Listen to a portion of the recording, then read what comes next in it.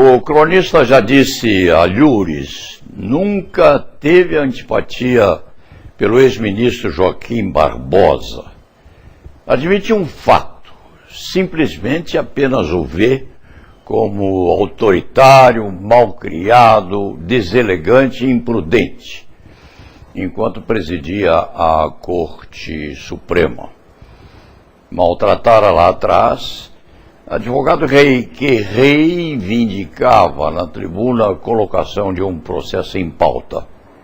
E o ministro disse: tirem esse homem daqui.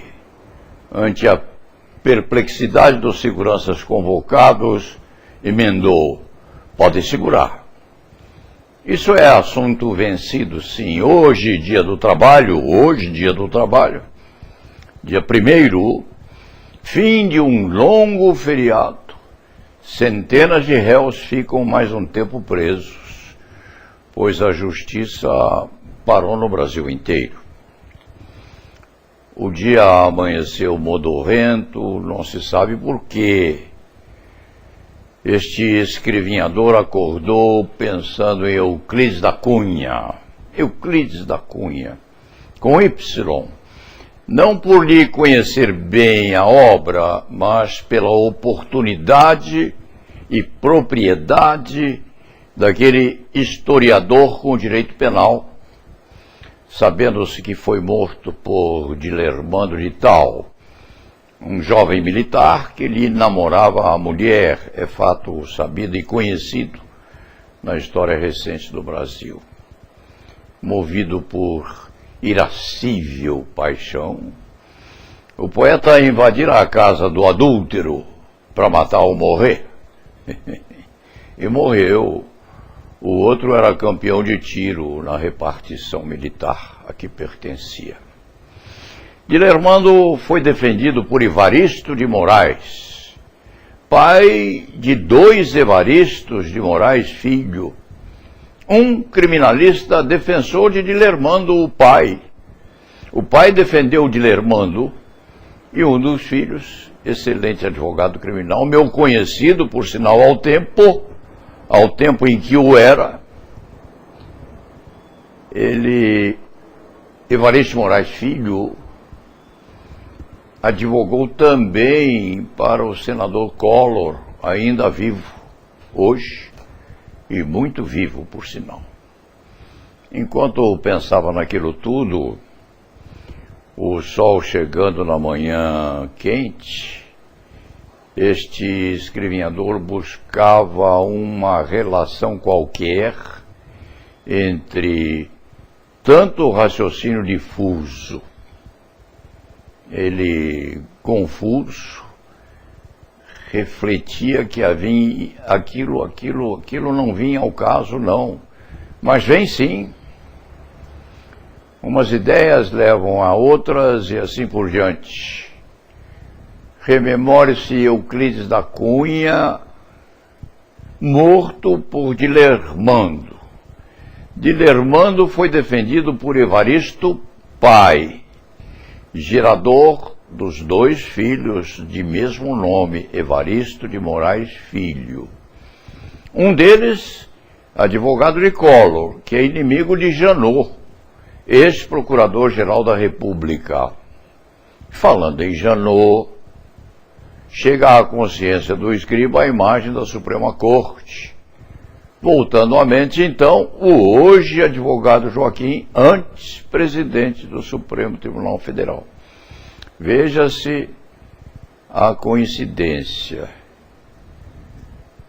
Joaquim Barbosa, embolado em conhecidos acidentes de percurso. Um desses acidentes, veja-se que coisa esquisita, envolvendo o ex-ministro Barroso. Ex-ministro Barroso, não, o ministro Barroso, dos mais cultos magistrados assentados no Supremo Tribunal Federal e reconhecidamente admitido como uma cabeça privilegiada. E por que surge o ministro Barroso ligado a Joaquim Barbosa? Porque ele, o ministro Barroso, referindo-se numa das sessões a Joaquim Barbosa, chorou. O ministro do Supremo Tribunal Federal chorou durante a sessão. Verteu lágrimas, sim, porque teria feito lá atrás referência à cor da pele do próprio ministro Barbosa, tendo sido infeliz na referência. E não querendo ser mal interpretado, pediu desculpas.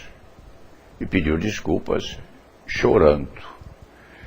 Mas não seria mal interpretado, não. Não.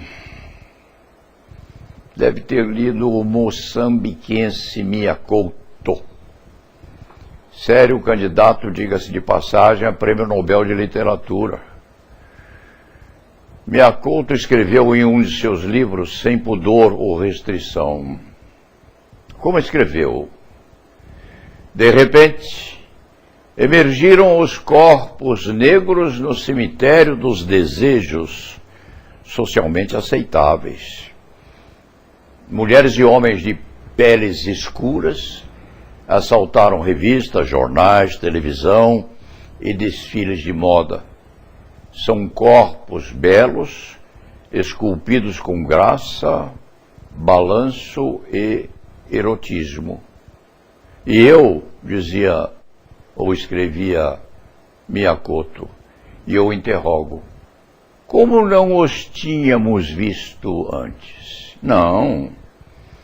O ministro Barroso não chorou em razão da hipótese de ofensa a Joaquim Barbosa.